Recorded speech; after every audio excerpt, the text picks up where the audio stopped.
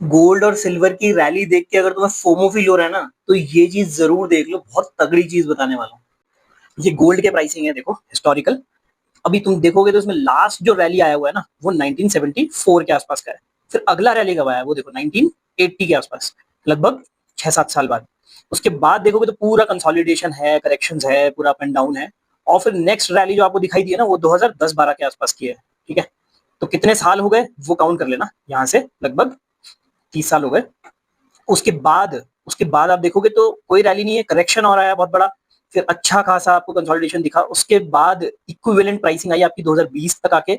उसके बाद आपको अब रैली नजर आ रही है 2025 में आने के बाद। तो वापस कितने साल हो गए, लगभग 12-13 साल हो गए। अब आपको एक इक्विटी से रिलेटेड कमाल की चीज दिखाता है। देखो ये जो चार्ट है ना, ये सेंसेक्स के लेवल्स को दिखाता है कि हमने इस लेवल पे इन्वेस्ट किया और इस मंथ और ईयर में किया।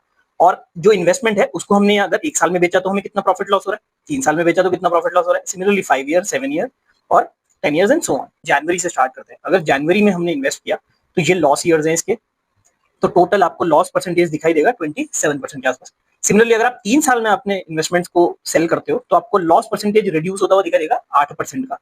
और 5 ईयर्स एंड सो ऑन के बाद आपको 0% ऑफ प्रोबेबिलिटी है लॉस होने की। तो सबसे पहली चीज तो ये कि भाई गोल्ड और सिल्वर की जो रैलीज है ना, उसको मतलब आने में करीब करीब 10-15 साल लग सकते हैं। तो अगर आप सारा पैसा अपना गोल्ड सिल्वर में बेट कर रहे हो ना, तो रेडी हो जाओ कि भाई आपको बहुत लंबे टाइम तक हो सकता है कि ग्रोथ नजर ही ना आए। उसमें साल की होती है इक्विटी की जो साइकिल होती है, वो थोड़ी सी शॉर्ट होती है, 3 साल 5 साल की रहती है। इस टाइम पे सबसे बेस्ट ऑप्शन है आपके पास कि पैनिक मत करो और कुछ भी सेल करने के पीछे मत पड़ो, उसको इन्वेस्टेड रहने दो, उसको टाइम दो। आपको ये फेज देखना ही पड़ेगा अगर आपको नेक्स्ट इक्विटी की रैली में पार्टिसिपेट करना है। तो अपने जो एसेट एलोकेशन है उस पर स्टिक करो, अपनी स्ट्रैटेजीज पे स्टिक करो, पैनिक करके सब चीजें चेंज मत करो। एसआईपीज अगर आपकी चल रही हैं तो उनको बिल्कुल कंटिन्यू रहने दो, बिकॉज वो आपके ऑटोमेटिकली एवरेजिंग कर देंगे। और एक सिंपल सी बात ध्यान रखना, आपने काफी जगह सुना भी होगा, इंसान हो या स्टॉक मार्केट, सबको ऊपर ही जाना है। आपको क्या लगता है, कमेंट कर देना। कुछ डाउट हो तो डीएम कर देना और फॉलो करना मत भूलना।